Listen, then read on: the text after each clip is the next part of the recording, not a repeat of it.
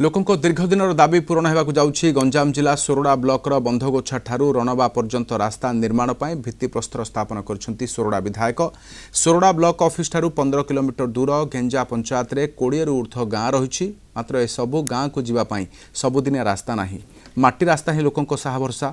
वर्षा हेले लोकों दुर्दशा बढ़े। ए रास्ता को पक्का करने लोक मैंने बारंबार प्रशासन निकट अभियोग करते तेज सुफल मिलू ना। ग्राम्य निर्माण विभाग ए रास्ता मुख्यमंत्री सड़क योजन निर्माण पर सोरडा विधायक भित्तिप्रस्तर स्थापन कर बंधागोछा ठारू कंधमाल जिला राइकिया पर्यंत रणबा पंचायत पर्यंत 5 किलोमीटर रास्ता पाई मंजूर होईछि 3 कोटी 88 लाख टंका। तापर पंचायत रु चाउल एमती गुणिकी कि जानिबार आमे एमती गाड़ी गुड़ारे भी आई पारिबार नाही कि जाई पारिबार नाही। चालिकी जीवु चालिकी आसीबु। आज जते सरकार एते बड़ सुविधा करिले बहुत खुशी लागुची हमकु। आमे बापा अमलर अच्छु अच्छु जे आमे बड़ असुविधार चलुथुलु।